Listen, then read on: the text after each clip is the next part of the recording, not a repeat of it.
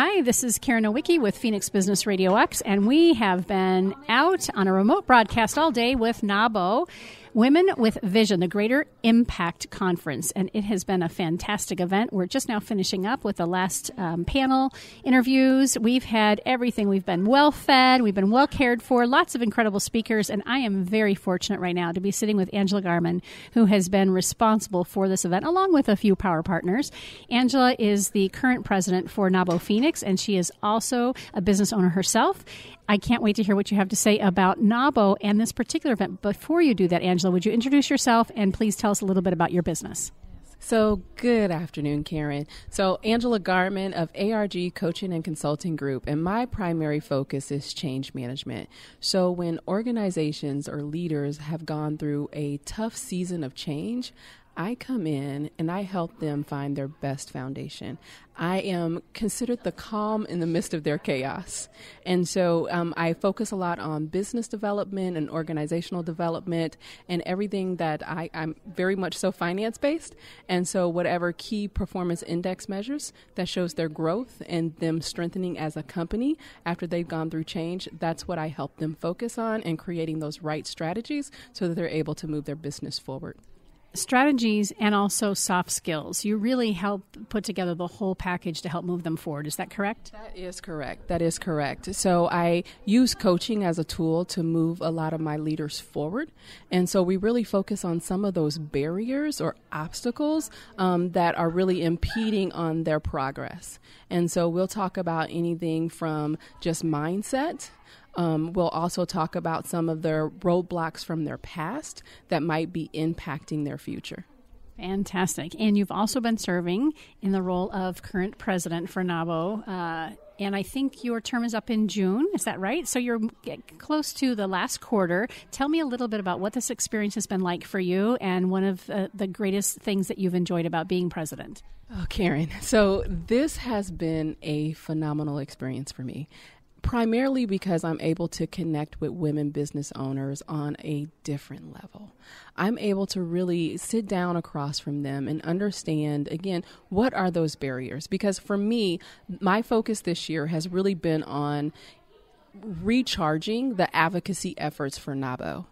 And so to sit across from another woman business owner to understand their barriers, not just that, but to also understand or to hear the correlation between the women business owners that I talk to and see that there are similar challenges that they experience. So now we can really create a plan to where we can begin to advocate for women business owners on a totally different level and just here locally. Really, what is it that local women are experiencing and how can we help them meet and bridge the gap? As you're sharing that, I'm thinking back to when we first met. It was in the studio, and you had just been nominated as president and hadn't even begun yet. So I can't wait to go back and listen to that interview, right, before with what you were saying that you wanted to stand for, what you wanted to represent, what you wanted to create, because I know, as I've seen you throughout this year, that you've done that. What you're sharing with me now at the almost tail end of your term sounds very similar to what you were saying in the beginning. How does that feel from someone from the outside? It feels amazing. It feels amazing to have a vision and to see that vision actualize.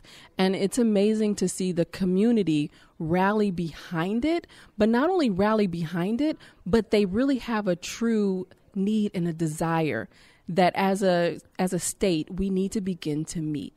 And so this is just the beginning of the conversation. And knowing that Jean Breeze is about to take the reins from me, and she's going to carry it forward. So this is pretty spectacular. And Jean has been helping you put on this event today. It was the inaugural Women with Vision conference, and it was not only NABO Phoenix, but NABO Tucson, as well as NABO Sedona and the Valley, I think, Sedona Verde Valley.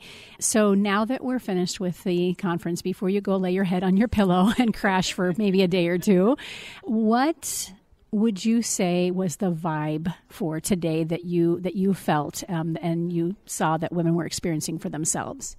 Every woman that I talked to, and I tried to touch every single woman that attended today, but phenomenal, fantastic, deep discussion, dynamic speakers, just an all-around amazing event. And they were talking even about what's going to happen next year.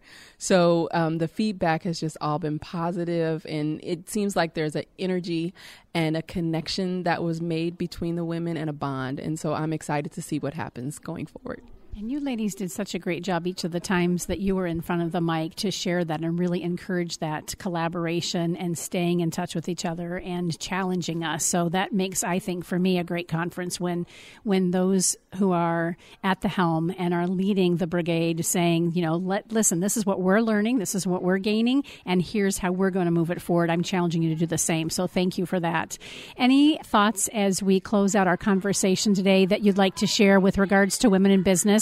We've done a lot of interviews on your behalf today, really asking people, why is this conference important? And what can we continue to do to help support each other in business? So with that in mind, what's one last thing that you can leave us with today? I know you're out of words because you're exhausted, but if you could squeeze one more out for us. I was listening to a TED Talk by Nick Hanauer, and he said an ecosystem should not be a jungle, it should be a garden. So as we depart from this conference, I want everyone to think about how are they cultivating the ecosystem?